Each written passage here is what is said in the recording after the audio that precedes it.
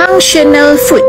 Selain dari Aulora series head to toe yang kita ada, ini juga produk rangkaian BE International iaitu functional foods ataupun bilik series. Okay, super terbaik untuk kesihatan kita. Siapa yang belum pernah cuba, jom cuba. Sesuai sangat untuk kanak-kanak dan juga dewasa untuk memberi tenaga dan nutrisi pada badan. Barulah kita tak lemah untuk bekerja, beribadah dan juga untuk belajar.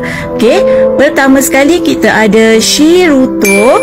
Okey, Shiruto ini adalah berfungsi untuk meningkatkan sistem imun badan, mengurangkan jangkitan penyakit, membaik pulih sel yang rosak dan juga menghapuskan sel jahat dalam badan. Terbukti melalui ujian klinikal untuk mengurangkan alergik, masalah keradangan, masalah autoimun dan juga masalah-masalah kesihatan yang lain. Shiruto ini dia mengandungi ekstrak gandum tertapai iaitu IPPA1, vitamin C dan juga beta glucan. Alright. Dan yang kedua kita ada Bifil.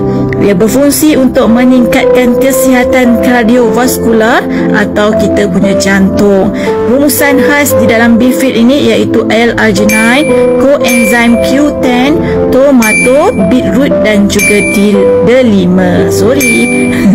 Dan yang ketiga kita ada Spirulina, di mana Spirulina ini berfungsi sebagai multivitamin untuk melekapkan keseimbangan nutrien yang diperlukan oleh badan kita.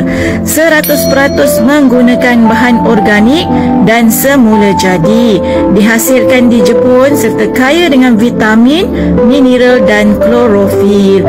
Yang keempat kita ada Zenkoso, di mana ia mengandungi enzim yang berfungsi untuk meningkatkan sistem penghadaman dan pencernaan yang sihat serta dilengkapi dengan molekul bersaiz mikro yang mudah diserap ke dalam tubuh kita.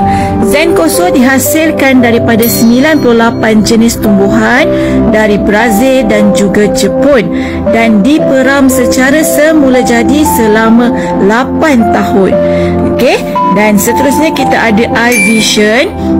iVision ini berfungsi untuk membantu mengatasi masalah mata.